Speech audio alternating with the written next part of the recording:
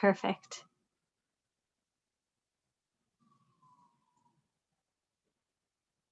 Thank you, Camille. Thank you, Eileen. Okay, so maybe we can just play some music for a couple minutes before we start at 6 p.m.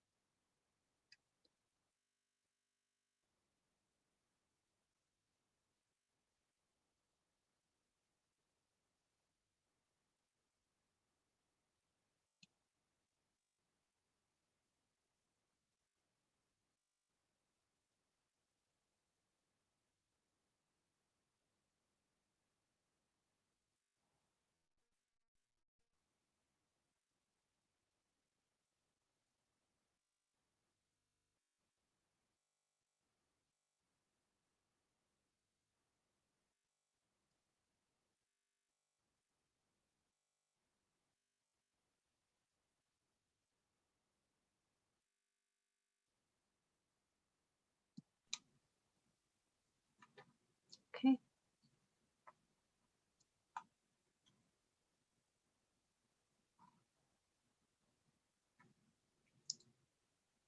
Precious. Yes. You can start. Good evening and welcome to Brooklyn North Family Town Hall. My name is Precious Jones Walker and I am the Executive Assistant to Executive Superintendent Karen Watts. Before we get started, I want to announce that there are Spanish, Mandarin, and Bengali interpreters here tonight working on separate lines. We will now announce instructions in Spanish, Mandarin, and Bengali for attendees who may wish to dial into the Spanish, Mandarin, and Bengali lines at this time. You will also be able to see a video of the interpreters who will be joining us tonight. Good evening, everyone. The following message is going to be in Spanish, offering interpretation services. Buenas noches a todos. Si desea servicios de interpretación en español, por favor, marque desde su teléfono al 347-966-4114 e ingrese el número de conferencia 321-940-120, numeral. Le repito, marque desde su teléfono al 347-966-4114 e ingrese el número de conferencia 321-940-120, numeral. Si desea tener el audio en español, pero desea permanecer en esta sala de conferencia virtual para poder ver la audiencia desde su computadora, por favor, silencie todos sus dispositivos. Disminuya el volumen de los altavoces de su computadora y marque desde su teléfono a la línea de interpretación en español. Nuevamente, el número es 347-966-4114 e ingrese el número de conferencia 321-940-120, numeral. Gracias. Thank you.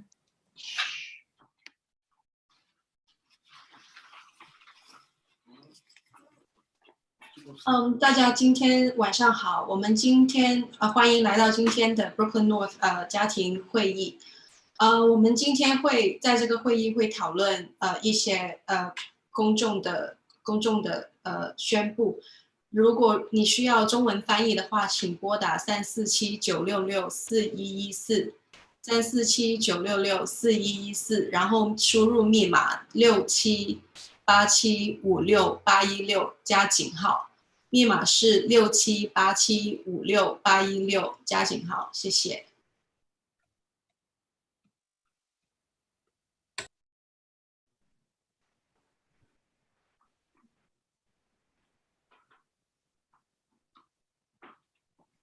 বাংলায় দোভাষীর সহায়তা পেতে নিম্নোক্ত নম্বরে phone করবেন। নাম্বারটা হলো 347-966-4114 এবং তারপরে 70629428 পাউন্ড, এটা হলো পিন, এটা চাপ দিবেন। আবারও বলছি 347-966-4114 নাম্বারে ডায়াল করে 70629428 পাউন্ড, এটা হলো পিন নাম্বারে চাপ দিবেন। যদি আপনারা এই অনুষ্ঠানে আজকে থাকতে চান এবং দেখতে চান, দয়া করে অবশ্যই আপনাদের যে কম্পিউটারে মিউট বাটন আছে সেটা আপনারা বন্ধ রাখবেন। আর যখন আপনারা কথা বলতে চাইবেন, যখন সুযোগ দেওয়া হবে, তখন আপনারা আনমিউট করে নিজেদেরকে কথা বলবেন। আর আবারও বলে দিচ্ছি নাম্বারটা 347-966-4114, এই নাম্বারে ডায়াল করুন, তারপরে 70629428 পাউন্ড পিন নাম্বারটি চাপুন এই অনুষ্ঠানে যোগদান করার জন্য। ধন্যবাদ। Thank you.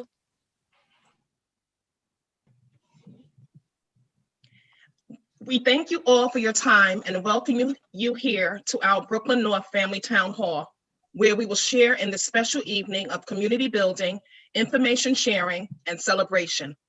Please note that all participants have been automatically muted to minimize background noise and that the chat feature has been disabled.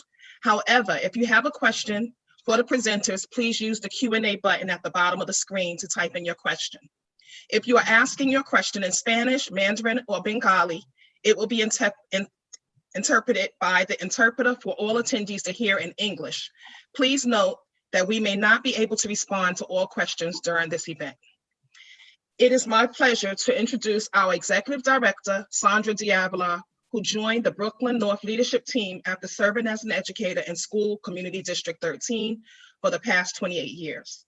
Ms. Diavola's career started as a substitute teacher in 1991. She spent 10 years in the classroom, serving grades 3 through 5.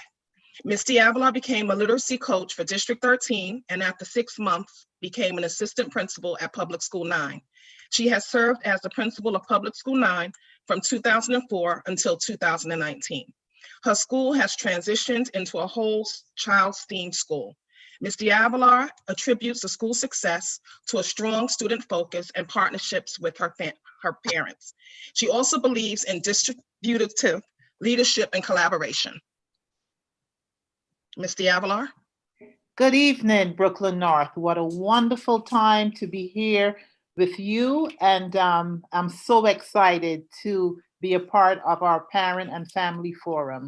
So as Precious just said, I did spend the past 28 years as an educator in District 13. And during that time, it allowed me to not only nurture, but also support our children and our families. And I just want to highlight some of the silver linings that have been occurring as we navigate this pandemic together. So you are about to actually see the fact that school leaders and teachers are using these silver linings to ramp up their innovative and creative spirits and practices, and so that our children continue to learn, and that they're not only learning, they're also being challenged in many areas.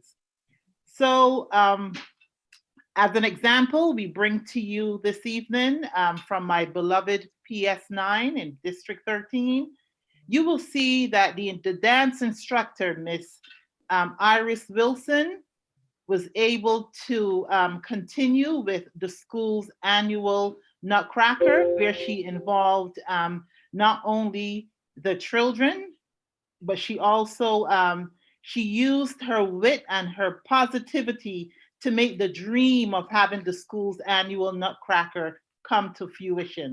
So our children, and you'll see that our children in Brooklyn North are unstoppable.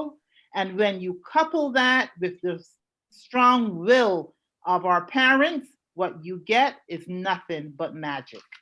So at this time, I present to you a preview of the PS9 Nutcracker coming to us all on December 24th. Normally, PS9's performance of the Nutcracker packs a 1,000-seat auditorium. During a pandemic, that's not possible. Last year we were supposed to do a spring dance and we didn't get to do it. So I was a little worried because it's my last year at that school and it's one of the highlights of the school year. So I was a little worried that I wouldn't get to do it. But the show must go on. And with the help of some parents who are filmmakers, dance teacher Iris Wilson found a way. You got 'em. I had to, for my sanity, for the children and their happiness. They look forward to it every year. So yeah, I had to make something happen for them. That something is a meticulously edited performance of the Nutcracker that takes its cues from the blended learning that's defined this year, mixing and matching at home and in-person dances. You will see children in their personal homes around their Christmas tree dancing, and then you will see children on our playground, which is the Land of Sweets, coming together, socially distanced, in their masks. I kind of just pretended that the camera was a crowd, but it was a little hard when they shot close-ups of us. The filmed and edited performance allowed Wilson to experiment. This year, Charlie Tilley isn't playing just one battle soldier. What they're doing, they're like duplicating me into like many battle soldiers, so I'm like all of them. It's just another twist Wilson is putting on the holiday classic. The show features Tchaikovsky's traditional score in the first half and Duke Ellington's version of the Nutcracker Suite in the second. In the second half, when we go into the Land of Sweets, I call it the Land of Sweet Harlem. The performance marks a joyful time at PS9 after an especially tough year. In March, Sandra Santos Vizcaíno was the first teacher in the city to die of COVID-19. She was my teacher in 3rd grade, and so it's good because not only is it good that we just got to do the Nutcracker, but because we did it, it's good that we can dedicate it to her. The performance will be streamed online Christmas Eve. Wilson hopes it will remain a communal event. We can feel that sense of community and togetherness, even though we are apart in our own homes. For the students, it will also be something special they can look back on. Dancing with like the people at PS9 it's an experience that I wouldn't change. Jillian Jorgensen, New York 1.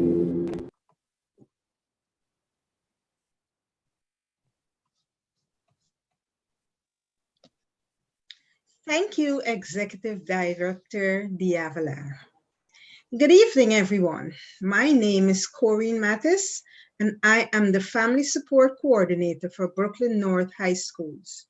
It is my pleasure to introduce our Executive Superintendent, Karen Watts, who will share a State of the Borough update and then answer some of your questions along with our district leaders.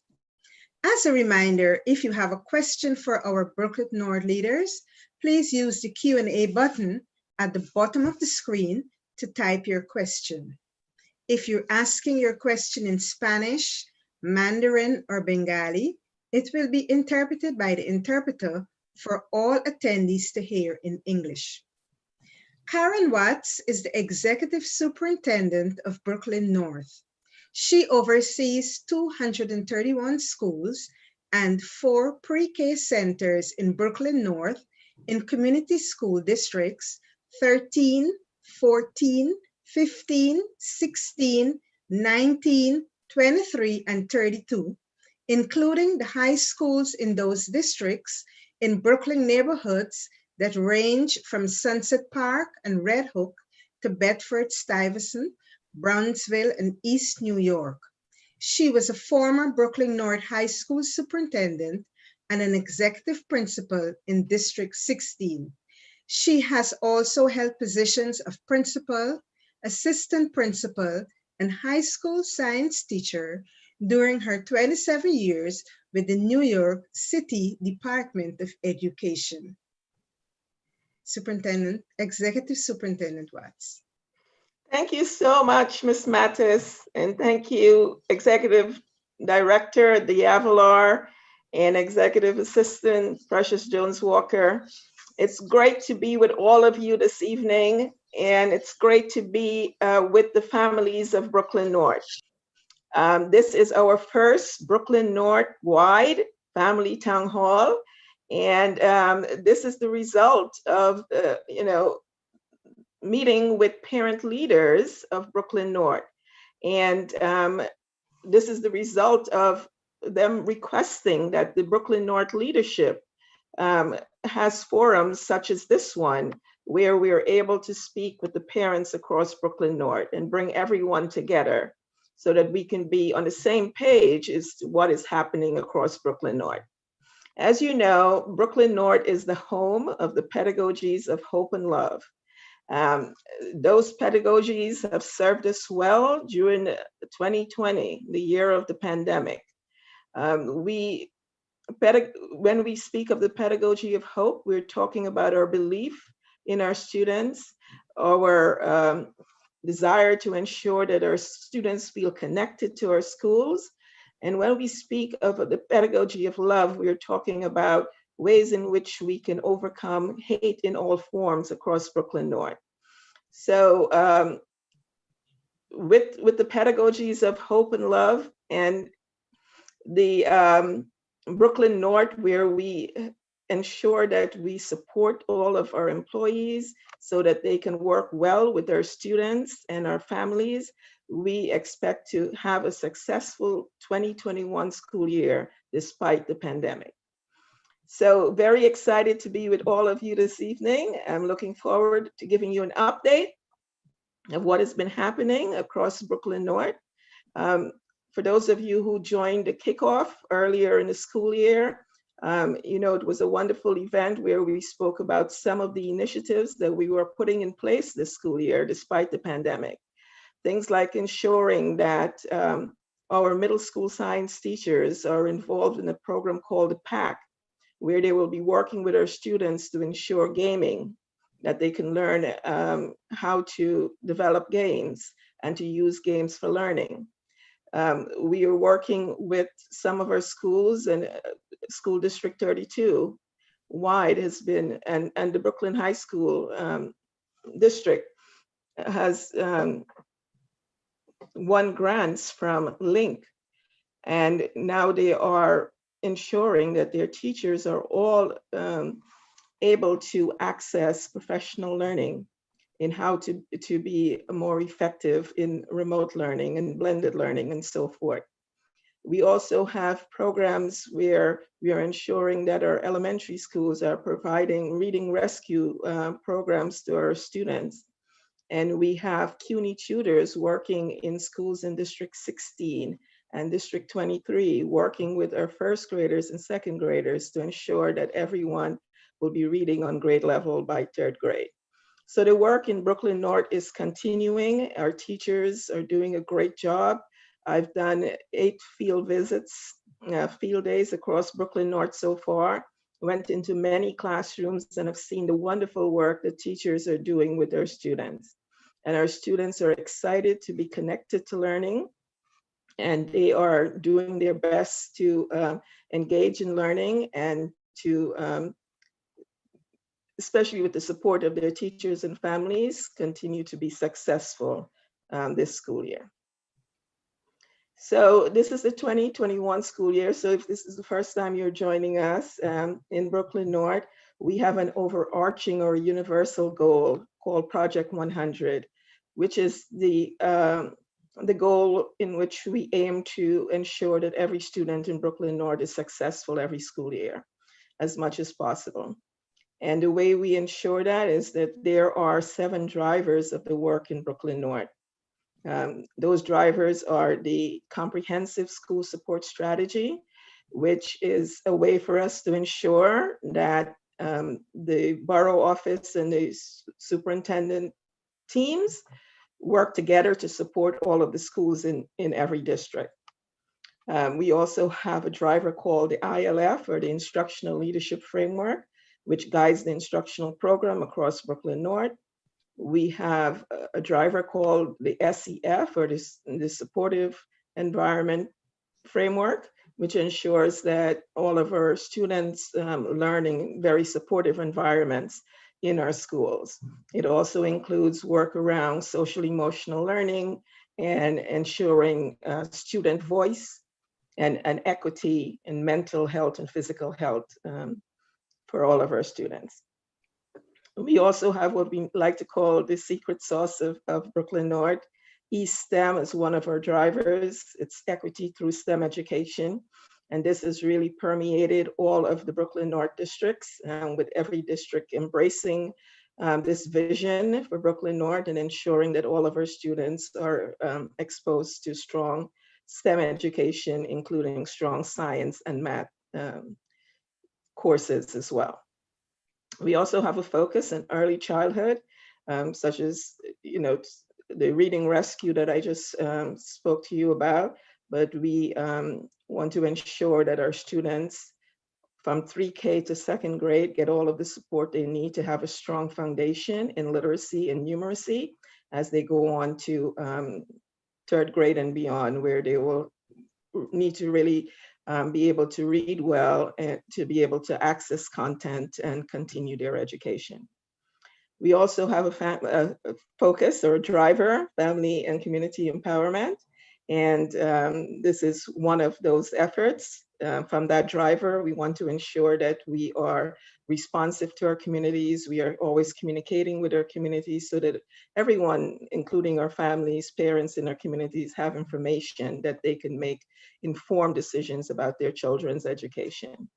And lastly, developing leaders. We believe that we should continue to develop leadership at all levels of the organization. And we have a committee that's focused on that with very exciting programs, such as the Brooklyn Transformational Leadership Program, which is starting in January and will have over 60 participants, teacher leaders and assistant principals from across Brooklyn North who will be engaged in an equity leadership program to be ready for the principalship or to be ready to become assistant principals here in Brooklyn North. So a lot of exciting things happening. So I just want to quickly go through what we've been doing so far for the 2021 school year. Of course, this is Brooklyn North by the numbers. You've met the executive superintendent, you've met the executive director, the Avalar. We have 8 superintendents and 8 deputy superintendents in Brooklyn North, and about 40 superintendent team members. Then at the borough office, there are 8 directors and 120 BCO team members. They work collaboratively with the superintendents and the deputy superintendents and the superintendent team members to support the 231 schools and 4 pre-K centers in Brooklyn North. We have 13,000 school-based staff members, including teachers. We have 108,000 students, and we have over 475 parent leaders here in Brooklyn North. So as you know, this was a school year like no other. This is the first time we were really beginning a school year in the middle of a pandemic. And for that reason, our focus had to be health and safety to begin with. And so there's been procedures that have been put in place to ensure health screening for all students and teachers or employees coming onto a school building on a daily basis. Also, if anyone is feeling sick, the recommendation is that they stay home. If they come to school and have symptoms, they will be isolated, students, until they are picked up by family members, and staff members who are asymptomatic are asked to leave the building immediately. There's a full-time nurse in every public school building. Students and staff practice physical distancing. And now, right now, our middle schools and high schools are remote, but our elementary schools are open. And that physical distancing is still occurring in the elementary schools. Students and staff members have to wear face coverings throughout the day, etc. And random testing started for staff and students with consent back on October 9th. But now, since the reopening of elementary schools recently, we're now in a situation where we're having weekly testing, random testing. And of course, every student coming on site now has to provide consent. Our buildings are clean every day. every evening, and food service is available for all students and adults in the community every school day. So the random school-based COVID testing that I spoke about is a public health requirement. It's a testing initiative that's organized by New York City Health and Hospitals, New York City Department of Health and Mental Hygiene, and the New York Test and Trace Corps. 20% of the school population on the day of testing have to be tested. The test itself takes seconds. It's nothing more than a Q-tip rubbed around the entrance of each nostril. DNA is not collected, and samples are discarded after use. There are two types of exemptions from testing, and those include disability or behavioral for students with IEPs, and the school psychologist must approve, and medical, and where the Office of School Health approves.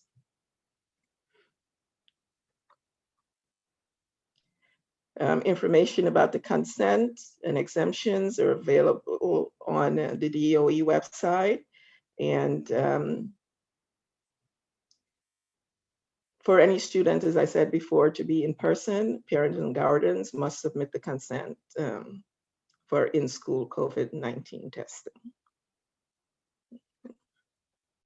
So once we ensure the health and safety of our students, we then have to ensure that we are providing quality education to every student, whether they are blended students or remote students. And we do that, as I said before, in very supportive environments with rigorous academic standards, with 5 days per week instruction. And in order to do that well, we have to know our students well and integrate academic and social emotional learning. For those of you who might have seen your students in classes, you would have seen teachers maybe beginning the class with a mindfulness moment, asking students how they're doing, how they're feeling, and so on. That's integrating the social emotional learning with the academic learning.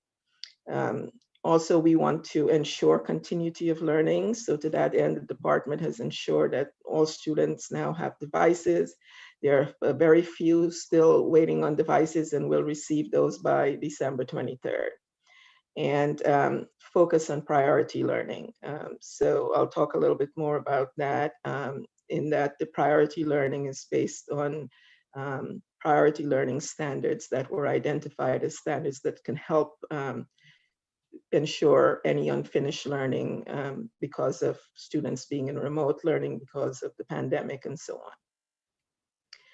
on. So a lot of student learning now takes place in what is called an LMS, a learning management system. For most of the schools in Brooklyn North, it is the Google Classroom.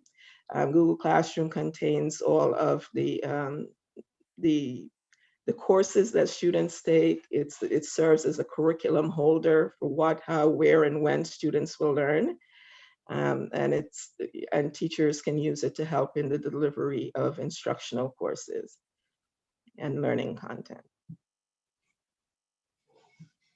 We began the school year with a focus on social emotional learning and trauma-informed care for both the adults and then in turn for students. The first few weeks of school were spent in ensuring we were developing strong relationships between students and teachers, especially in places where students were maybe coming to that school for the first time, coming into the 6th grade, the 9th grade, into kindergarten, etc. And so after this focus at the beginning on social emotional learning, we're now continuing that work with the integration of academics and social emotional learning. And this is the priority standards that I spoke about before. These standards are for all grade bands, kindergarten through 2nd grade, 3rd grade through 5th, 6th through 8th grade, and 9th through 12th grade in ELA and math.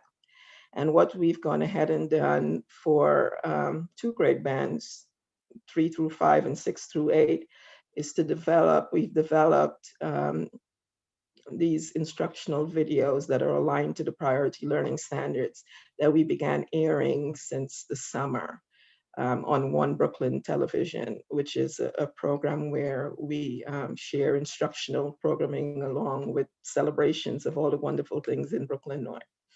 So these these lessons are available. They're available on our Brooklyn North website now and are shown periodically on One Brooklyn TV.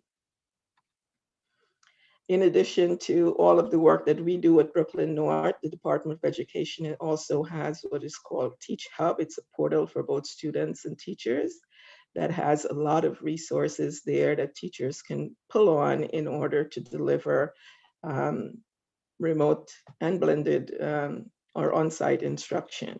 There are lesson plans for every grade level in every subject area in Teach Hub that teachers can use and implement in lessons. And there are a lot of curriculum resources and so on that students can have access to. All schools are now required to have digital curriculum because this is an easy way to have curriculum available in the Google Classroom, available to teachers and students in Teach Hub and so on. So schools have gone through their curriculum and ensure that they have digital options in every subject area. And of course, instruction can be delivered synchronously or asynchronously. Synchronous teaching can happen in whole class, small groups, or individually. And that's when students are in direct instruction with teachers. Asynchronous may happen on remote-only days when students may be engaged in learning activities to promote continuity of instruction, such as pre-recorded videos, independent work, and projects. So, as you know, we now have full-time instruction where blended students can attend elementary school for up to 5 days. So that's similar to the on-site traditional learning model. Then we still have blended learning model where some students attend some days during the week on-site and the remaining days remotely. And then we have students who are fully remote. So at this time, teachers can move amongst these three models of delivering instruction so that our students can have seamless instruction throughout the year. So in order to have more of our students get to 5 days, given the physical distancing requirements and so on in our schools,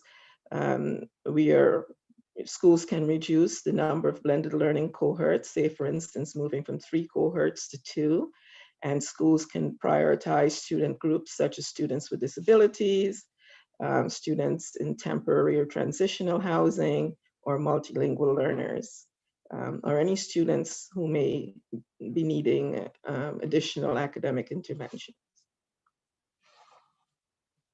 And then for our students with disabilities, each student now has a program adaptation document, which is a way to ensure that the programs that they're entitled to and their IEPs can be adapted for a combination of in-person and remote methods, so that the student can continue to be supported. And also for students receiving services such as speech or counseling, they now all have a related adaptations document where each service is then as well modified for remote or blended instruction.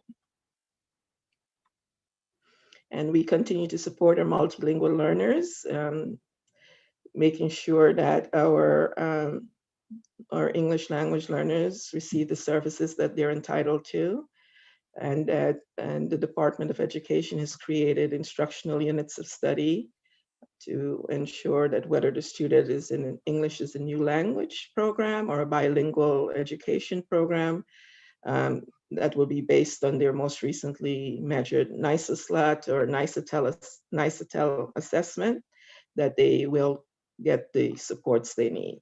We also continue to support former Ls at the commanding level of proficiency within 2 years of exiting L status. And we continue to ensure that bilingual students continue to receive instruction in both languages. Also, there is a new grading policy for this school year. Students' grades are based on academic progress and performance. And key elements include new ways for students to demonstrate understanding and complete work in blended and remote environments. Each school can select its own grading scale from among several options. But families have flexibility in determining how passing grades are reflected on students' records. And students will not receive a failing grade, but another mark that will and then they will be provided with additional time and support. And of course, attendance is not a factor in determining student grades. We also have the Learning Bridges program for our blended students. So for the days that they're not on site in their regular school and regular classrooms, they have the opportunity to attend Learning Bridges programs that are operated by community-based organizations and other partners. They provide for students to connect to their remote learning activities. They include time for art, recreation, and other age-appropriate activities, and they follow the same rigorous health and safety precautions as schools. They give priority for placement to families in temporary or transitional housing, families residing in NYCHA developments, children in family foster care or receiving other child welfare services, students with disabilities, children whose parent or guardian is an essential worker or previously enrolled in a regional enrichment center, and children of New York City Department of Education school and program staff members. Families receive placements at the closest site within reasonable distance where there are available seats. And additional seats will continue to be added throughout the year. And of course, our students could not continue to connect to learning if they did not receive the iPads that the Department of Education distributed. The last set of iPads included 100,000 that come internet ready. And so because of that, the majority of our students now have devices. There are very few schools that have students who need devices. And the plan is to ensure that delivery is completed by next Wednesday. So all students will have devices going into the winter break. Should a family still need a device, please reach out to the school. Each school has a single point of contact team which can assist with distribution and support. The iPads, as I said before, come ready for the internet, but there are some families who have received devices from school-based devices. And so may need support with Wi-Fi, and the department, in addition to free internet that may be available at the New York Public Library and Link NYC kiosks, there's also low-cost internet plans available from internet providers. And the DOE also has a limited number of donated hotspot devices for schools to distribute to students who do not have internet at home or who reside in NYCHA housing or in shelters. And schools can identify how many devices are needed and then distribute to students as needed. So what's happening right now is there is kindergarten admissions process taking place. It started in December 10th. Children born in 2016 can apply for kindergarten for the 21-22 school year. The application deadline is January 19th, 2021. All families who apply by the deadline will receive a kindergarten offer in April. So families should participate in kindergarten admissions, including students currently attending pre-K, students with disabilities, English language learners, and students with accessibility needs. MySchools.NYC includes an online directory tool that allows families to explore program choices, save programs of interest, and submit their application all on the same site. Families can apply to kindergarten in two ways, either online at MySchools or over the phone by calling 935-2009. Also, for middle and high school admissions, welcome letters have been sent to families of all current 5th graders and 8th graders. Starting Monday, December 14, students can also get welcome letters from their current school. The welcome letters include instructions on how to set up My School's account and add the student using a unique creation code, information on how to use My School's account to explore middle and high school choices, apply to middle and high school or high school, and participate in specialized high school admissions when application periods open. It's also included in the welcome letter. The middle and high school applications are not open as yet though, and registration for specialized high school testing and auditions have not yet opened, but your welcome letter is a way to help you get ready. Okay, so at any time, schools can move to remote, and there's a possibility of going to remote. Actually, we're all going remote tomorrow. And so to that end, schools have been ensuring, as we've said before, that all students have devices and so on, that they have ways of communicating with families, that all students know how to log in for their DOE student accounts so that they can log in remotely if needed. And, although schools will be remote because we'll be in a snow day tomorrow, schools will still continue to prioritize social emotional learning and mental health and wellness for students. And tomorrow is the first time we have remote learning during a snow day. Although schools, elementary schools will be closed physically. The physical buildings will be closed. The schools are still open, along with middle and high schools, and all learning will proceed remotely. All principals and families have been reminded that snow days become full remote learning days, and all students and staff are expected to participate. All after-school programs tomorrow, adult education and YABC programs are canceled. This is very important. Food distribution sites will not operate tomorrow. Signage had been up since Tuesday, reminding families to take additional food today in anticipation of possible closure. Learning labs and learning bridges will not operate tomorrow. In-school COVID testing has been canceled. However, the Situation Room, which is a hub to ensure principals have a place to call if there are any indications of positive COVID tests, will remain open. And for safety reasons, yellow bus service for charter and non-public school students will not operate. CBO-based 3K and pre-K and family child care are strongly encouraged, though not required, to shift to remote instruction tomorrow. So with that, thank you for listening to this presentation. As I said before, we do broadcast information to our community on One Brooklyn TV in partnership with BRIC. And these are the channels where you can tune in every weekday from 9 a.m. to noon.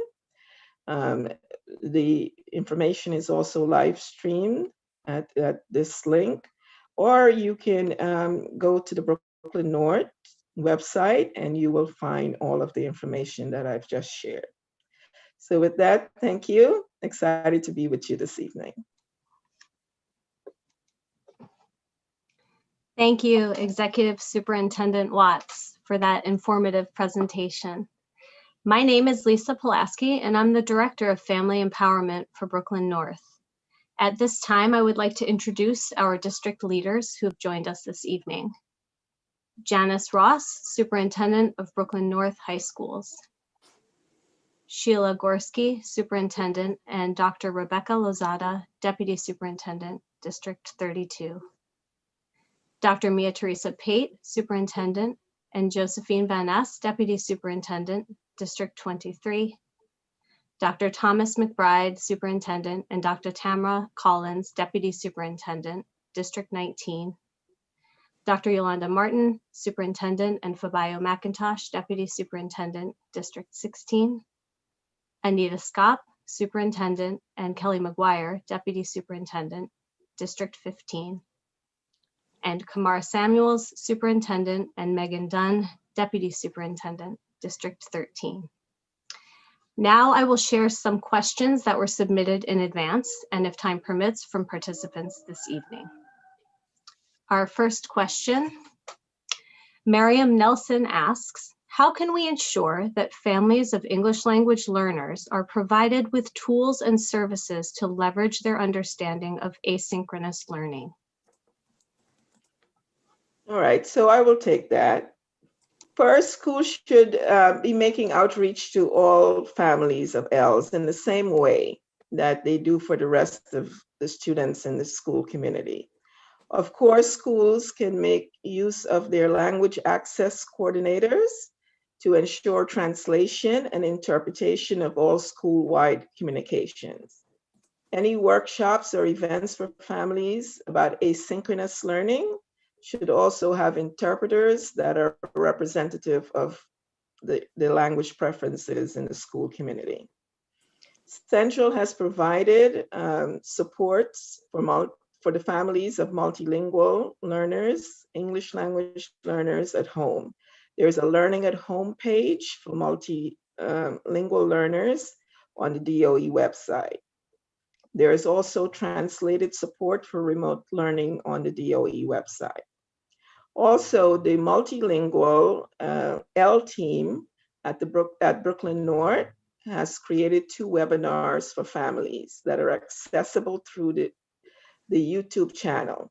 I will put the link into the chat. It's www.tinyurl.com/BKNL YouTube. So that's where you can find additional information for families on asynchronous learning, synchronous learning, and so forth. Thank you. Thank you, Executive Superintendent. Our second question comes from Elena Pachuli, and she asks, I am unhappy with the amount of live remote instruction my children are receiving on their at-home days. Why can't the teachers who are in the classrooms live stream to the students at home? All right, I'll take that one. First of all, thank you for your question. It's a great one. As the parent of a New York City public school student myself, I think we all agree on the power of live instruction, and live streaming is an incredible opportunity to connect with students. All of our schools are working to maximize these opportunities. However, it is not a mandated practice in every classroom.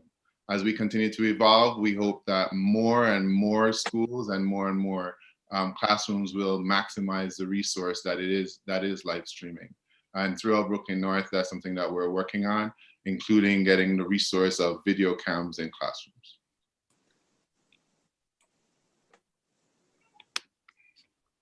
Thank you.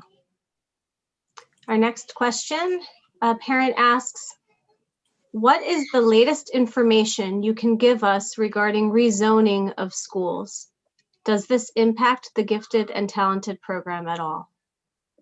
So I'm happy to take that. Good evening, everybody. Thank you so much for coming to this wonderful town hall and to share your questions with us. So I am assuming that you are discussing the rezoning that's going on in District 15 and in the Subdistrict 3. And I want to clarify for you a couple of things, if you don't mind. One, we are in the process of determining how this part of the district will be rezoned. We are aligning this rezoning with our focus on integration. It is a very unique opportunity, and we have done consistent work in this area, and we are working with all voices from all the communities that are impacted from this. So consequently, it has been determined that no changes will be put into place this year due to COVID and the stress level. And we want to make sure that we do this right because it is such a unique opportunity. As a result of that, there will be no change to the kindergarten process this year. And next year is when the change will impact parents, and it will impact students in school year 2022-23. So we have a little ways to go. In addition, in terms of your question about gifted and talented is a citywide program, and it is determined at that level. And so consequently, the rezoning at this point will have no impact on the rezoning. But I do want to say that I consider all the kids in District 15 and in fact in Brooklyn North gifted and talented. So thank you. Thank you. Our next question is from Lacey Tellis, who asks, is there any talk about actually implementing a zoned system? So many families in my neighborhood send their kids to other zones and districts. Is there any plan for rectifying this? So I'll take that question. I'm the superintendent in District 32, and thank you for being here with us tonight. I'm so excited to hear from you. And of course, it's always great to take your questions that are so well put together for us and informed. And it's such a coincidence that today, just this morning, I had a meeting with the community board from Bushwick, and they just informed me that there was a meeting that was supposed to be taking place, a planning process that they go through with the mayor's office in terms of rezoning. And that meeting was put on hold. This plan that the community board has brought forward has been since 2013. And since then, although they've been connecting and planning and discussing the concerns about rezoning, they have not come to fruition. And they continue to be on hold, even more so as we entered the pandemic. So there are no plans to rezone any of the areas in Bushwick yet. Those are ongoing conversations. There is a process that is very comprehensive. They have to file uniform land use procedures, which really calls for a lot of planning. And I'm not certain of whether the question is particular to any one given area, but even tonight, the discussion was going to be about the rezoning near Public School 123 on Saddam, and about 14,000 square feet that is being requested by a private entity to build large buildings, tall buildings. And that's still a conversation. So that is very much on hold, and there are no further conversations at this point other than their own conversations at the community board. So if that answers your question, then that is the most recent information we do have. We'll take any other question related to it if we didn't quite answer your question, but thank you. Thank you, Superintendent. Our next question is from a parent who asks, Department of Education requires parents to give their child the flu shot, but what if the parent is against the vaccine and doesn't want their child or children to get it because of the side effects? All right, so I'll take that. Thank you for the question. So the flu shot is only required for children who are under 5 years old. So for all children ages 6 months through 59 months enrolled in New York City regulated pre-kindergarten programs, childcare, Head Start, nursery, or pre-K, must receive 1 dose of influenza vaccine between July 1 and December 31 of each school year. Depending on their prior influenza vaccination history, some students may need 2 doses of influenza vaccine. However, a second dose is not required to attend pre-K. So at your school, you will be able to receive a chart of the vaccinations that are available or are needed based on the age of students. And in the case of the flu shot, there are no religious exemptions. However, there may be a medical exemption, and there is a document with which to request that exemption as well. So in both cases, please speak to your school for a copy of the medical exemption if that's something that you would like to pursue. Okay, thank you. Thank you, Executive Superintendent. The next question is from a parent. It's about scanning and specifically removing the scanning system in high schools.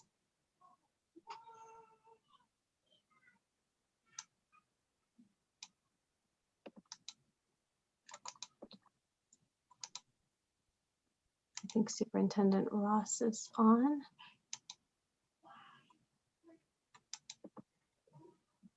Superintendent Ross, if not, I could take it. Oh, I'm here. I'm here. But okay.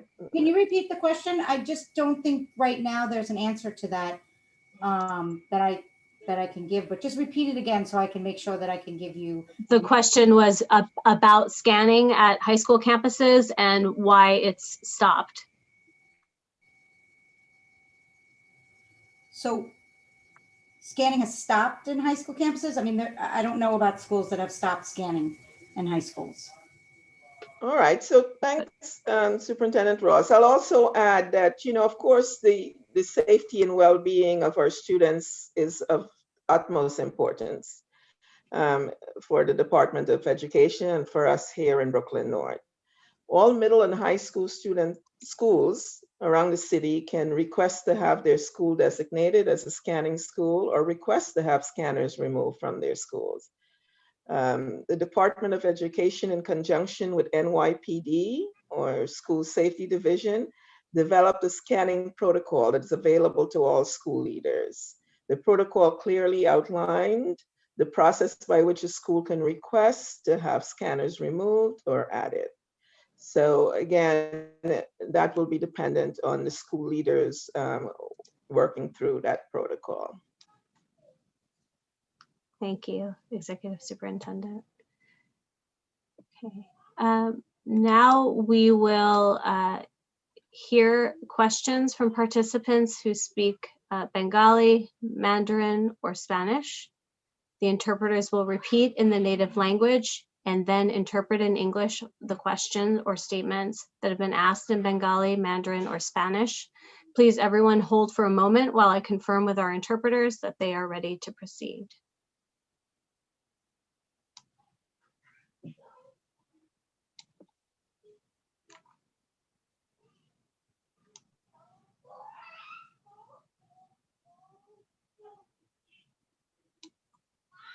Bengali? There is no question in Bengali line. Thank you. You're welcome. Mandarin? No question for now. Thank you. And Spanish? There are no questions in the Spanish line at this moment. Okay. Thank you. Okay, so we have time for a couple more questions. We've got some that have been submitted today. There are several questions about making decisions about middle school and the middle school enrollment process, asking for updates. Right, so I'll take that. So as was shared earlier, the information on My Schools has gone out. The welcome letter has gone out to all fifth graders and their families so that they can prepare for the application process at such time when that process will be available. But at this time, that the application is not available. Thank you. Okay. There's another question about vaccines. Will my child be obligated to get the COVID vaccine? And if so, what if I refuse to give it to him? So that's another question I'll take. A good question. So, but at this time, no information has yet been released on vaccination expectations or COVID-19 vaccination expectations for staff or students within the New York City Department of Education. Thank you. Thank you, superintendents, for answering some of our participants' questions, and thanks to the families for your thoughtful questions. We know we were not able to get to every question this evening, and we will be following up in the coming days to get answers to you. I will now turn it over to Brenda to introduce our next presenter. Thank you. Thank you, Lisa. Good evening, everybody. My name is Brenda Diaz, and I am the Family Support Coordinator for District 15. It is my honor to introduce Laura Agrusti and Adrian Austin, who will share a presentation about an exciting new platform, Parent University. Laura began her career as an elementary and middle school Spanish teacher and principal, where she was instrumental in developing the state's core curriculum content standards for world languages. After leaving the classroom, she worked with two of the leading educational technology companies, including BrainPop and CTB McGraw-Hill Education, where she managed the professional development portfolios for a variety of digital assessment products ranging from early childhood to adult education. She is currently a senior director in the Office of Family and Community Empowerment, where she supports school-based parent leadership structures, as well as manages the new Parent University course management platform for families. Adrian Austin is the Acting Deputy Chancellor for Community Empowerment, Partnerships, and Communications. She leads the DOE's work to empower families and communities while increasing the public's understanding of key policies to deepen support for them. The division includes the Offices of Family and Community Empowerment, Communications, Press, Marketing and Branding, Community Affairs, Intergovernmental Affairs, and Translation and Interpretation Services. She previously served as the division's Chief Operating Officer. Before joining the division, Adrian served in DOE's Office of General Counsel, where she provided legal counsel and representation on a wide range of matters and held legal seminars for school administrators. Prior to DOE, she worked in criminal justice policy at the Vera Institute of Justice. She began her career as a public defender at Bronx Defenders. Welcome, Deputy Chancellor Austin and Laura Agrusti. Thank you so much for that introduction, Brenda. And thank you to everyone. Good evening. I want to start by thanking our Executive Superintendent Watts and the Brooklyn North team for organizing this town hall. It's amazing. It's been really incredible to hear all of you and the great work that everyone is doing, and a breakdown of the policies and what families are seeing firsthand this year. I also want to start by thanking you for opening with the children of PS9 and seeing the children in their performance at the Nutcracker. Seeing our young people finding joy, finding celebration in this moment, seeing the creativity and the commitment of our teachers is just so uplifting. If there is a silver lining, and I, for one, am looking for silver linings all the time during this pandemic, the silver lining is really the way our school communities are coming together to make sure our children receive love, the support, and the education they need to be successful. And that's certainly happening in Brooklyn North with the pedagogy of love. So thank you to Brooklyn North, to all of our school community out there for giving our children that foundation. So with that, I'm super excited to share with you all one of our most exciting parent initiatives, and that's Parent University. And just to take you back to pre-pandemic time, because that is when the idea of Parent University first initiated, was through our chancellor. I will tell you that the chancellor and I, before the pandemic, were everywhere in real time, out in communities in Brooklyn and communities in Queens, and those PTA meetings and parent meetings and CEC meetings and PEP meetings across the city. And we were actually in Queens when the chancellor mentioned this idea of Parent University. And wouldn't it be great if all of those courses that Karen's team was developing in Brooklyn North around early literacy and enrollment and childhood education and all of those courses, and the courses that our Executive Superintendent Executive Superintendent Misha was doing in the Bronx around, how to start your own podcast. And I mean, there's just a plethora of courses that were coming out of our schools and our district offices and our borough offices. And wouldn't it be great if all those courses could live in one place so that parents across the city could find those courses, could sign up for those courses, and access those learning opportunities. And shout out to the Office of Family and Community Empowerment, because that idea was sort of dropped in face as just an idea, just a seed of an idea. And the team really came together, partnered with our IT department to build what is Parent University today. And so Parent University has now over 160 courses. That is the work of teams like Brooklyn North. It's the work of our executive superintendents across the city, our principals across the city, our superintendents across the city, FLCs, FSCs, parent coordinators, in creating these courses. And it's amazing. It's an amazing resource for our families who I know are challenged in this moment and trying to figure out how to support students during a really difficult time, how to support students who are struggling with a lack of motivation. I'm happy to say there's a lot of courses in Parent University on social emotional learning, courses for parents who are themselves stressed out because this is a stressful time. We're in the holiday season. There's a lot of changes this holiday season. It's a difficult time for a lot of families. And there's courses there on how to practice mindfulness, yoga, how to cope with stress. And then even courses for parents like me who have a third grader who are struggling to figure out, what's this new third grade math? How do I help my child master this new way of learning multiplication that looks a lot like algebra? How do I do that? And instead of having to YouTube it, like folks were having to do in prior years, you can go to Parent University and you can find a course that's about that. And that's thanks to everyone on this team, on the call, who's on this panel. Thank you for helping to populate and develop those courses. And it's thanks to FACE and the work of Laura Agresti, who is the leader of Parent University in putting that together. So without further ado, I am going to turn it over to Laura Agresti to do a demonstration of Parent University.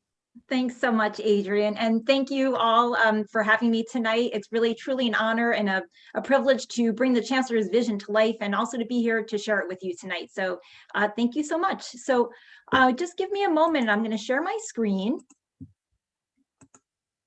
So this is our homepage for Parent University. A couple of things I love to point out about our homepage is that, one, it is powered by Google Translate. So everything on Parent University is translated, can be translated into almost every language. And it is integrated with NYCSA. So for those of you who already have a NYCSA account, you can access Parent University from your dashboard. It's a single sign-on. But we know we have a lot of really active grandparents and aunts and uncles and community members who can also take full advantage of Parent University by creating an account just down below. So all you need to join or to access Parent University is an email address. So for today's demo, I'm going to sign in with my NYCSA account. And so when you log in, you'll see up here we have, now I'm an admin, so I have an extra tab, but our families will have 5 tabs across the top. You'll see a home tab, course catalog, my courses, resources, and about us. So on the home tab, you'll see a welcome message as well as 5 featured courses. Here, you'll see a combination of live web-based courses. You may also see some pre-recorded on-demand courses. These are courses that we want to draw special attention to because they may be newly added to the course catalog. They may be a course we want to draw special attention to because it's an important policy. Here, you'll see some courses that are coming up at the beginning of the new year. The next tab takes us to the course catalog. As Adrienne mentioned, we have over 160 different courses available, and each course has its own course card with course information.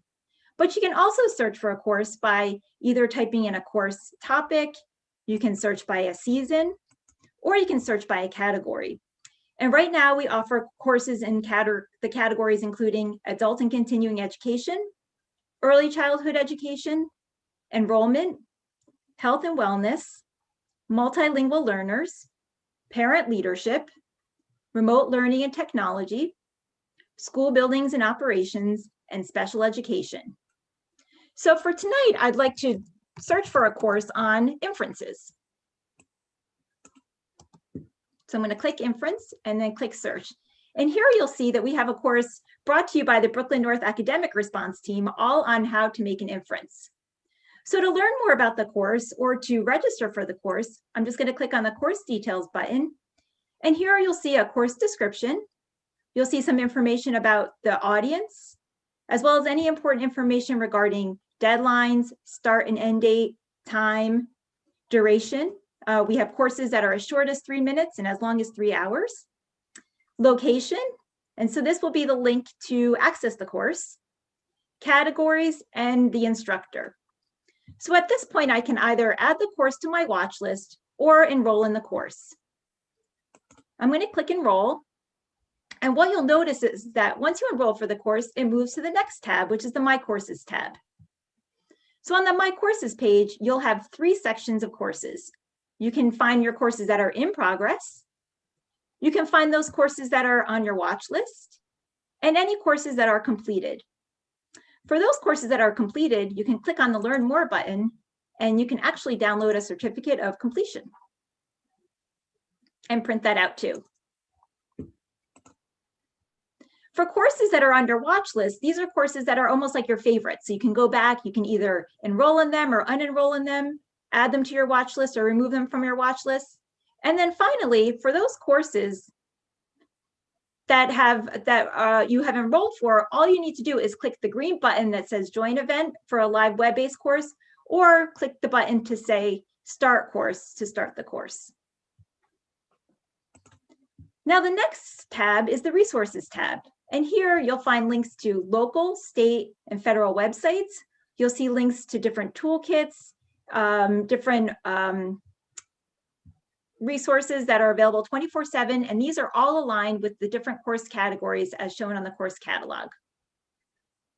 And then finally, the last tab talks all about us and our work at the FACE office. But what I'd like to particularly draw your attention to, and I'm going to move this button over here, is the feedback button.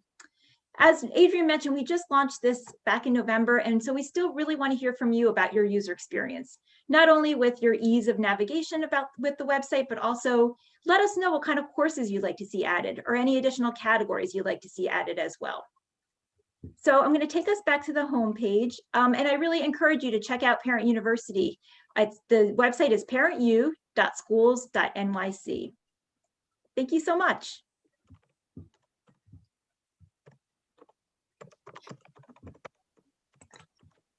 Thank you both for that great overview. Good evening, everyone. I'm Paige Best Hardy, Family Leadership Coordinator for Community School District 23, and it is my pleasure to introduce Ms. Cherie Gibson, who will provide information on parent leadership opportunities, including the community and citywide education councils and how parents can run and vote. A little background on Ms. Gibson. Ms. Cherie Gibson's path to parent leadership follows the legacy of her father, who is actively involved in her education and in the school community. Cherie added to his legacy, incorporated her professional skills as a parent consultant in marketing and event design, and as a certified meeting professional into her work as a parent leader. Cherie has represented and advocated for parents on every possible level. She serves as the president of District 29 President's Council. She's the parent representative for the New York State Education Department Title I Committee of Practitioners, and now on the 2021 Community and Citywide Education Council's outreach team. Cherie has a strong belief that parents can impact their children's education and school community. And as such, Cherie works to empower parents and build their capacity in a variety of roles. Cherie demonstrates her belief that public education works best when the parent is welcomed, informed, empowered, and engaged. It is my pleasure to introduce a queen in the field of parent leadership, Ms. Cherie Gibson. Good evening, everyone. Thank you so much, Ms. Best Hardy. What a treat to be introduced by you. Thank you so much. Thank you to Executive Superintendent Watts and the entire Brooklyn North team for providing me with this opportunity to update the Brooklyn North families about education councils. As Ms. Bess Hardy said, I do believe in parents' leadership. I believe parents are an important asset to school communities, and excuse me, and I believe in our ability to positively impact our children's education and our schools. And so building that capacity for leadership through a variety of leadership roles, we are most familiar with PAs and PTAs and the fantastic and important work that they do in their schools. We're also familiar with school leadership teams and Title I PACs.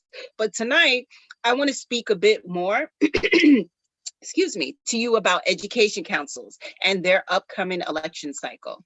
So give me a moment while I share my screen.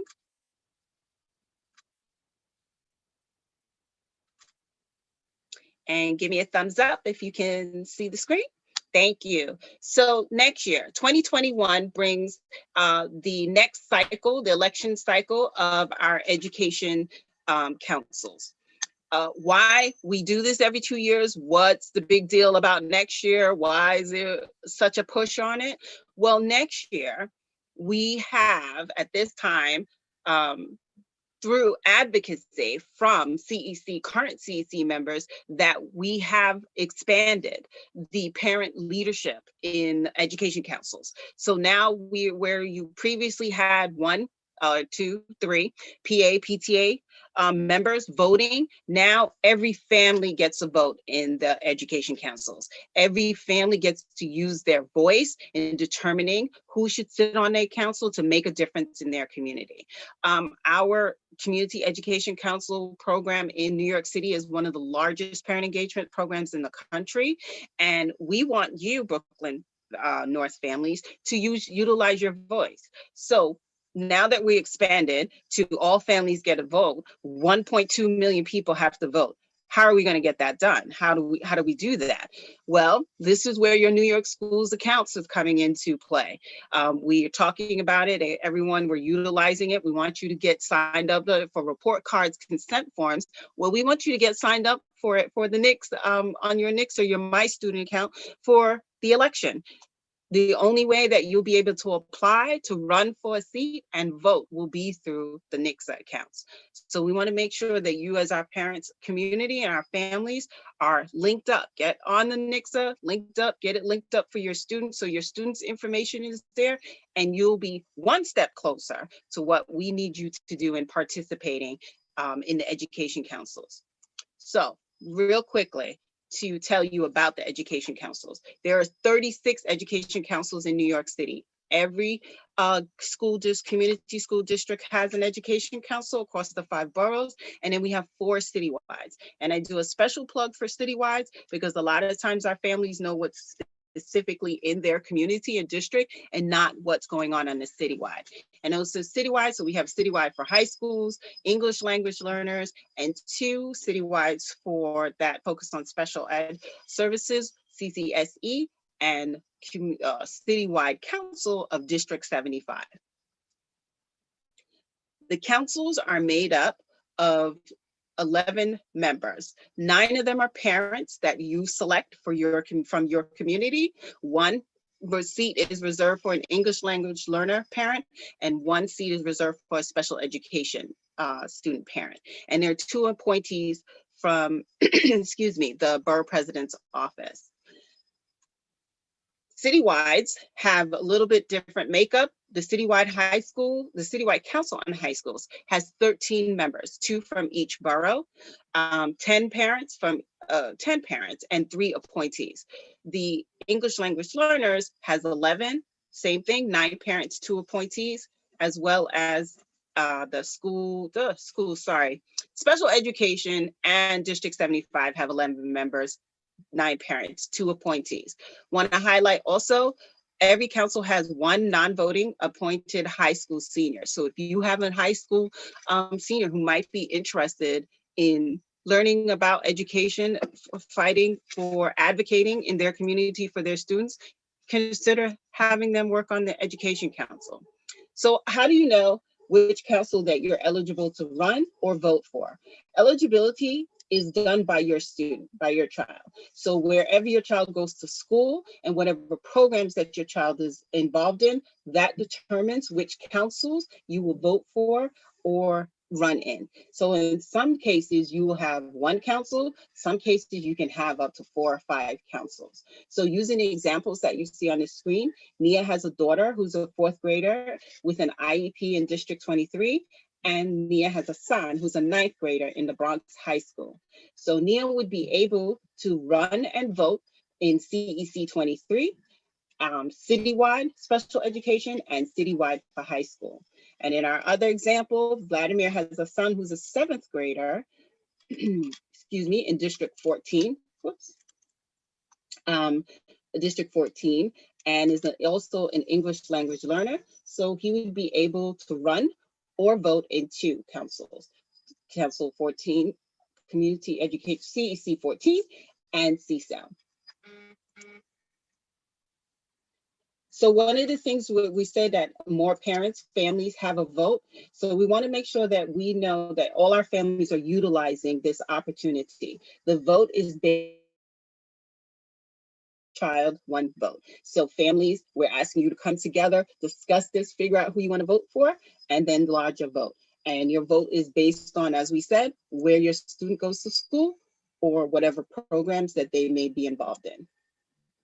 So here's our timeline. The campaign officially kicks off in January. That's when you will see promotional materials going out and all the information, because the application period opens February 1st and runs through February 28th.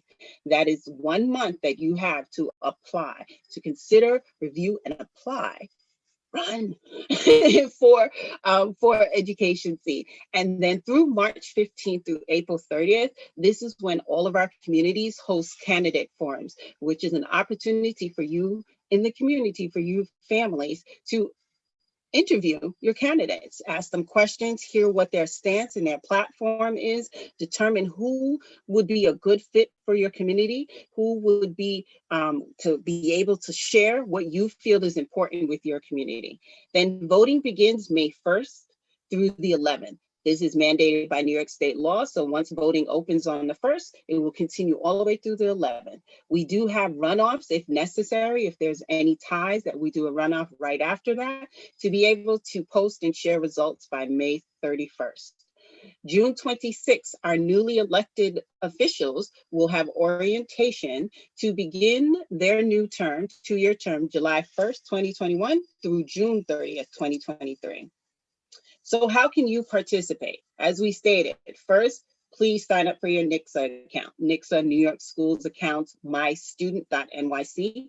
These are the 3 names that you will hear everyone talk about for this one account. And this account follows your student with their educational information all the way through their time at the DOE. So we want you to do it for the Education Council, but overall, that's where you get your report cards, consent form, and we're excited to state that IEP information is now available through your NYCSA account. And it will, as we get our families signed up, it'll be the main communication tool from DOE. Central to families. If you do not have signed up for this already and you need some help, like your student, you might have an account, but there's no student information. What is she talking about? Please reach out to your parent coordinator for help. They will be able to give you the codes that you need to be able to link your student to your account. The other things that we want you to do, increase what you know about education councils. I just gave you a brief overview. The best way for you to know what they do is to attend a meeting. This month is December, and they're working on district capital plans, figuring out how to spend money to help your schools and your school buildings. Go see what they're talking about, to learn about it, ask questions to see if this is a good fit for you in terms of serving. And also get the word out about education councils and the elections. Talk to your family, talk to fellow parents about getting more involved. This is an opportunity, and we want to see more families step up to leadership. So I thank you. If there's any questions, you can please put them in the chat, but I thank the Brooklyn North team for giving me the opportunity to share tonight. Thank you, Cherie, for that inspiring session. Good evening, everyone. My name is Shyla Wall. I am the Family Support Coordinator for District 32. I am pleased to introduce our final segment for the evening, a series of short presentations highlighting varied and wonderful approaches to family empowerment and parent leadership across Brooklyn North's 8 districts. While it will take more than one evening to the full extent of your empowerment, engagement, involvement, and leadership in the Brooklyn North, we hope that the following celebration of you resonates and inspires. Enjoy.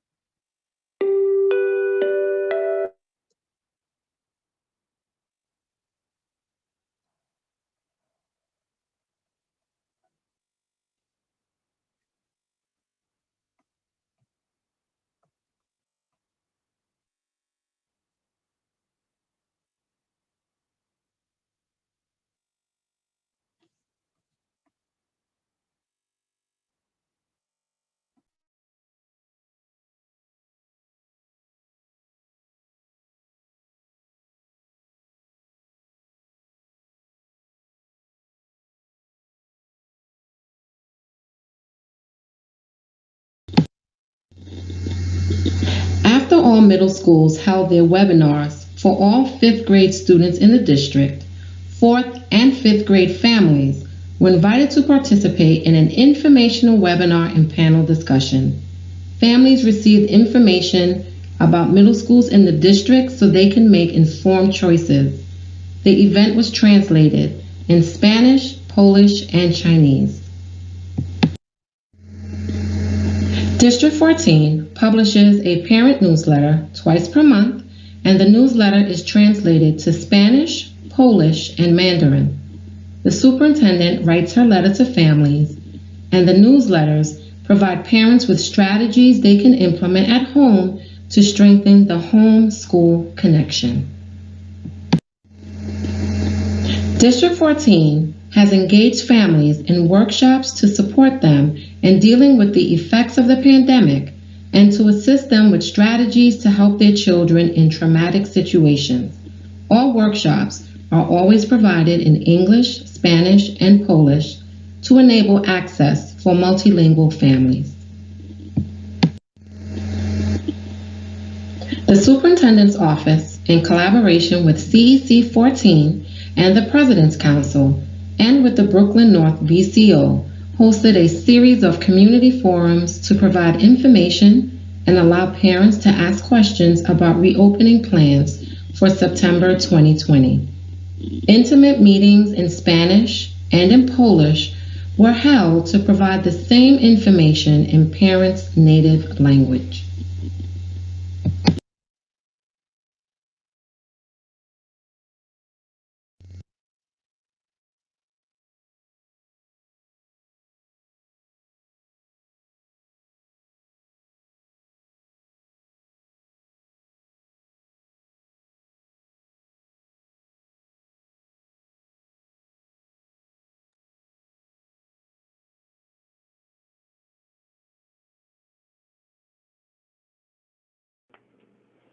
A number of things inspired the creation and development of the CEC 15 Diversity, Equity, and Inclusion series.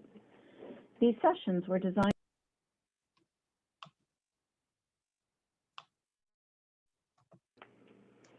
A number of things inspired the creation and development of the CEC 15 Diversity, Equity, and Inclusion series. These sessions were designed to allow opportunities for school community members and incoming families to learn about the very important work we're doing in District 15 to desegregate our schools. This is just a small part of a much larger collaboration between the Department of Education, CEC 15, and our school community members. The pandemic has caused serious harm to so many, and coupled with the social inequalities that have been brought to the surface, it seemed necessary to help people understand what diversity, equity, and inclusion really mean. The DEI series is a starting off point, a beginning of sorts, a place where people can learn about how to make impactful changes in their school communities, within their families, and in their personal life. We all have the strength to be leaders in this work. If you set some time aside to listen to the sessions, you'll learn about early childhood development, the influence of parents, teachers, and first friendships, about social emotional learning, and inclusive classrooms. We discuss cultural diversity and how our differences actually bring us closer together. Learning from each other, hearing each other's stories, that's what will shape our young people and give them the foundation that they need to succeed as citizens of the world. Understanding cultures helps to overcome and prevent racial and ethnic divisions. We review research on school choice lotteries and their impact on education. And we talk about special education, appropriate settings, and cooperative learning, because diversity isn't limited to just race and socioeconomics, and inclusion is entirely different from integration. Our roles as adults can guide our children and each other towards an equitable society, one where people are committed, generous, and perform heroic actions as part of their everyday life and not just as a reaction to a crisis. Find ways to empower yourself and others, and find the willingness and desire for change that can make a lasting impact on equity for all of our students. We see this work as a moral imperative, and we want to learn and grow together. A number of things inspired the creation and development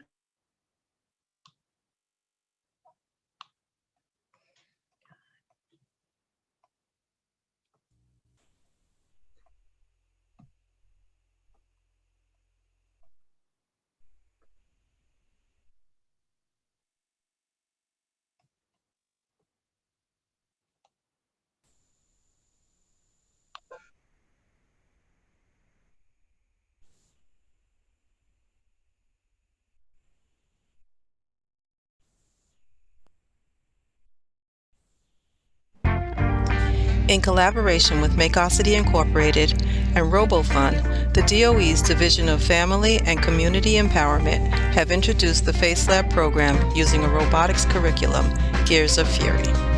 FaceLab is designed to train parents to support STEM education through the introduction of robotics in classrooms. Systems thinking helps students become better at gauging situations, predicting outcomes, and in general, engaging more proactively in the world around them. Gears of Fury has been piloted, perfected, and is growing with parents, teachers, and students in classrooms throughout New York City. Through the New York State Education Department's Learning Technology Grant, teachers familiar with Gears of Fury developed a new curriculum for testing in the 2019-20 school year. They call it City of Fury. City of Fury will empower students to use systems and design thinking to make a difference to impact their communities. It consists of a two-part introduction discussing systems thinking and robotics engineering, 4 main lessons that encompass scientific concepts and mathematical applications in order to solve real-world problems. The Make Everything Possible program, developed by the Carnegie Mellon Robotics Academy, uses a program that parallels an electrical engineering course for young adults. Parents took the course, were trained to introduce it in the schools, and the work has continued during remote learning. The groups hold virtual meetings and classes using materials that were sent to their homes, allowing them to complete the current project of making a model airplane with motor and switch, a runway, and the tower. On Friday, December 18th, the groups will host a virtual culminating event celebrating the work well done, with parents leading the way.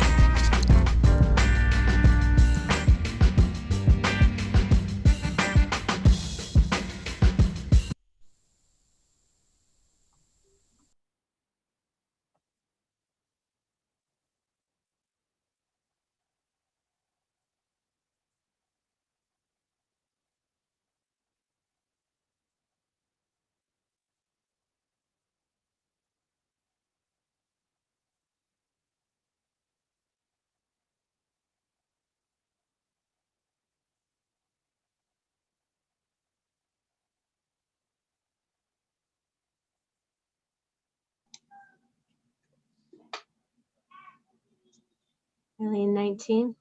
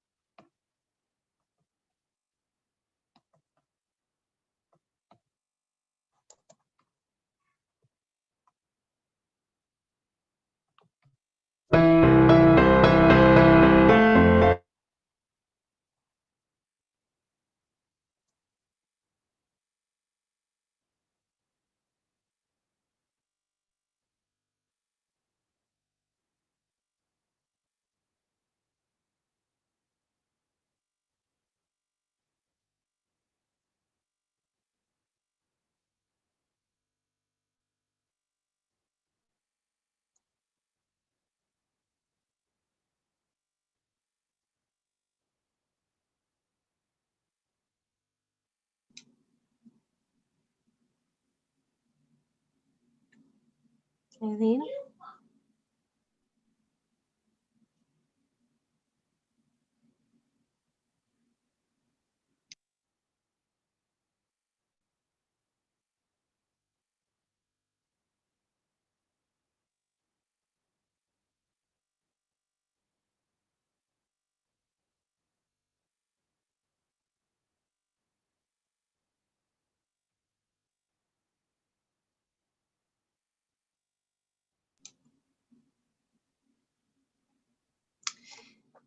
Can we show the high school video?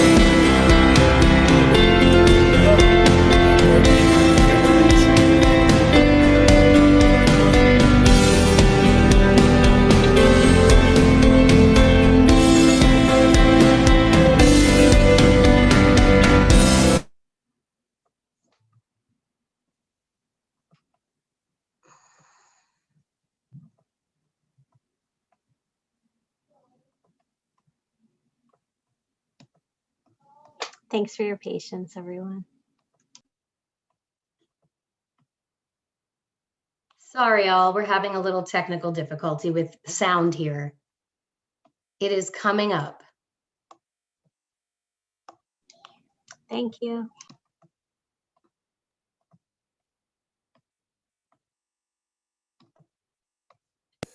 Hello, I'm Greg Hagan, Family Leadership Coordinator for Brooklyn North High School's Superintendent Janice Ross. Today, I'd like to share just a few examples of how we are supporting, connecting, and empowering our families and community during this very special time. Brooklyn North High Schools, in collaboration with My Brother's Keeper, My Sister's Keeper, has begun a continuing series of parent-focused events aiding them in guiding their high school students towards successful career and college readiness. We publish a monthly online newsletter, a multimedia sway that highlights activities from all 47 schools and their communities. Our brand new website features a parent page with current event and contact information. Brooklyn North High Schools has established a professional training series from the Family Leadership Institute for all of our parent coordinators, enhancing their abilities to assist our parents and families. Our schools are also rising to the challenges during this time of distancing and remote learning. As part of its ongoing anti-racism work, Park Slope Collegiate has continued its parent circles through Zoom. Spring Creek Community School holds a virtual weekly Coffee with Principal Koza and just had a game night for all the school's families. The Academy of Urban Planning and Engineering shifted its annual Thanksgiving multicultural dinner to an online event on November 25th. We are building on our work with young men in the My Brother's Keeper program with recently introduced My Sister's Keeper chapters at our schools. Just last week, we held an official induction ceremony for the new MSK chapters, including a special address from New York Attorney General Letitia James. Brooklyn North High Schools loves and supports every one of our 27,000 plus students, and we recognize, appreciate, and encourage the support and collaboration of our families. We succeed together.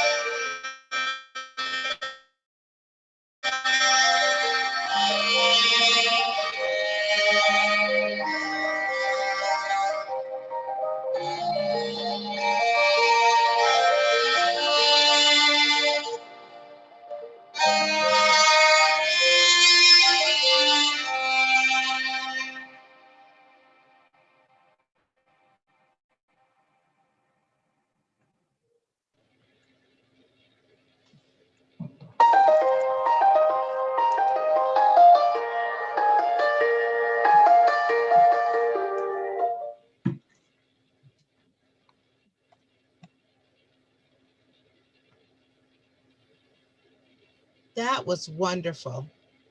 My name is Lori Ayers Hutchinson, and I am the Family Leadership Coordinator for District 13. Lori, we have one more. Oh, we do have one more. We have one more, District 32. Got it. Sorry about that.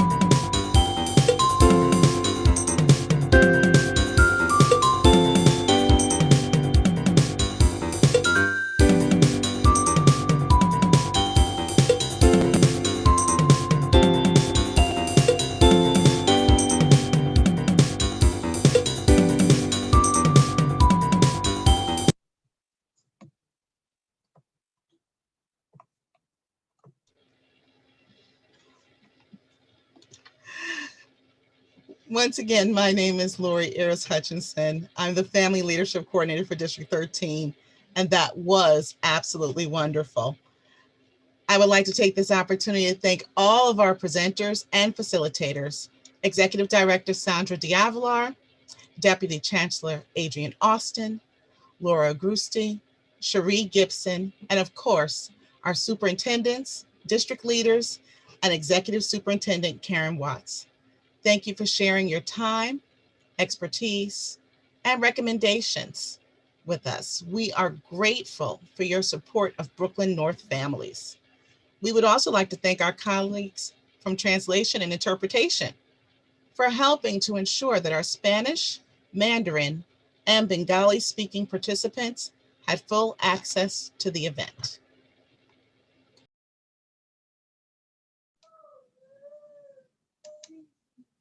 Thanks, Lori.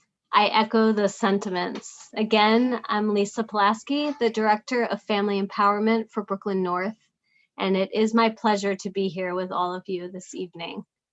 Before we close, I would like to acknowledge and thank my colleagues on the Planning Committee, without whom this event would not have been possible. These extraordinary leaders support school and parent leaders, answer questions, provide resources, and are always laser focused on supporting families and elevating parent voice with an eye, of course, to ensuring that every student in Brooklyn North gets what they need and deserve every day. They are Lori Ayers Hutchinson, Family Leadership Coordinator, District 13. Lydia Ruiz Ferreira, Family Support Coordinator, and Leslie Lamarca, Administrative Assistant to the Superintendent, District 14. Christine Farrell, Family Leadership Coordinator, and Brenda Diaz, Family Support Coordinator, District 15. Camelia Brogdon Cruz, Family Leadership Coordinator, and Iris Rivas, Family Support Coordinator, District 16. Rosemary Roman, Family Leadership Coordinator, and Victoria Edwards, Family Support Coordinator, District 19. Paige Best Hardy, Family Leadership Coordinator, and William Rochford, Family Support Coordinator, District 23. Alice Nieves Garcia, Family Leadership Coordinator, and Shyla Walsh, Family Support Coordinator, District 32. Greg Hagan, Family Leadership Coordinator, and Corinne Mattis, Family Support Coordinator. I see your superintendent, Brooklyn North High Schools. Also, Zoe Langs-Calix, our Special Education Community Support Coordinator for the Brooklyn North Borough Office. My partner, Precious Jones-Walker, Executive Assistant to the Executive Superintendent. And of course, extra special thanks to Eileen Marks, our Instructional Technology Director at Brooklyn North. On behalf of everyone in Brooklyn North, I want to thank you for joining us this evening. We hope it was informative and enjoyable. As I said earlier, we will follow up on the questions that we didn't have time to answer tonight via email and our Brooklyn North website. We know that these are unprecedented and challenging times, requiring all of us to do more in different ways in what feels like less time. We thank you for spending some of that time with us this evening and for your partnership, leadership, and your fierce commitment to and advocacy for your children. We wish you and your families a lovely holiday season, and we say thank you and good job.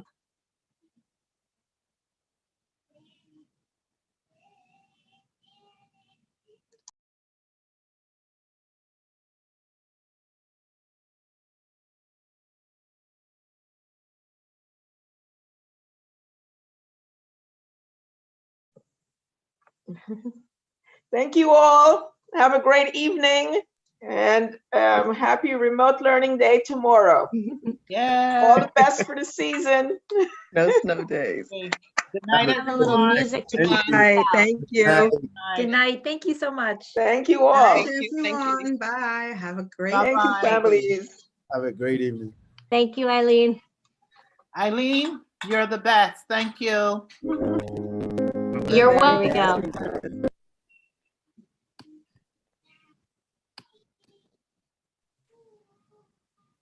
Our music's loading. Thank you.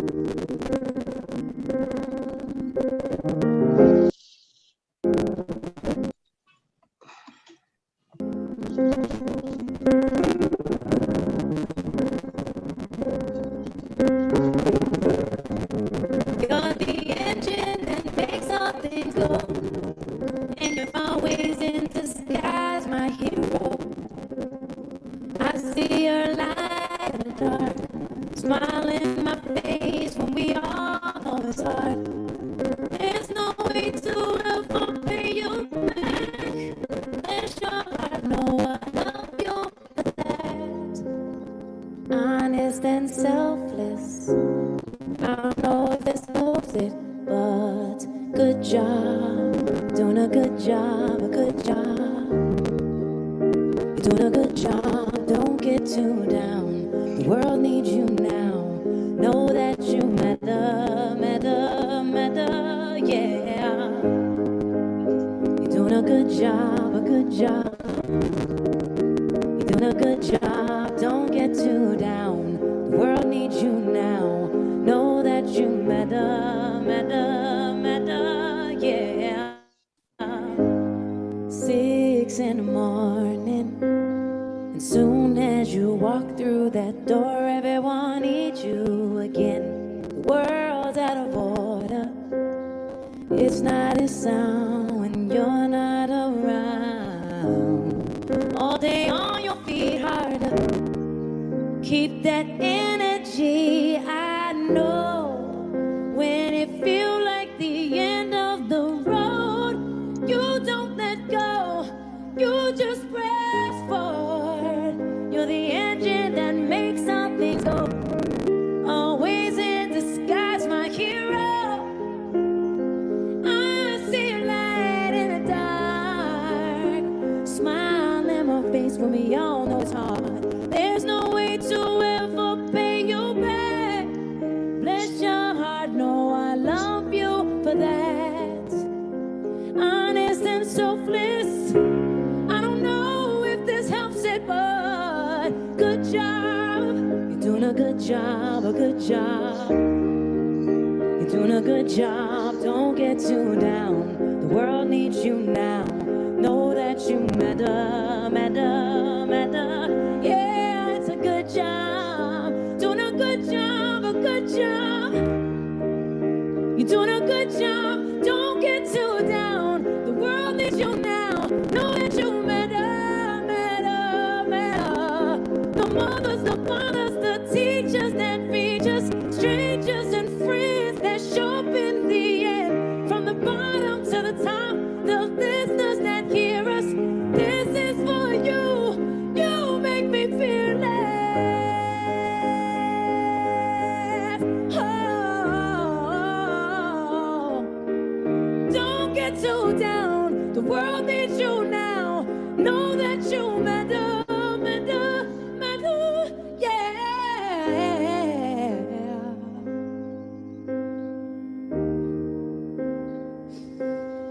No, no,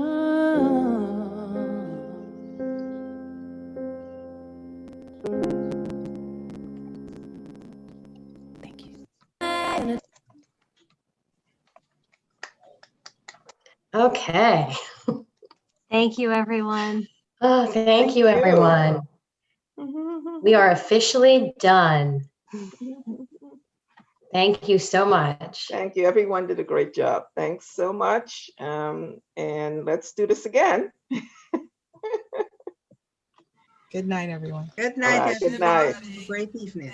Enjoy the snow if it's snowing outside. Yes. It is. Oh, it is. It is? It's very Oh, pretty because where don't I have to am. shop. Oh, yes. Okay. Bye-bye. Bye. Thank you. Take care. Thank you all.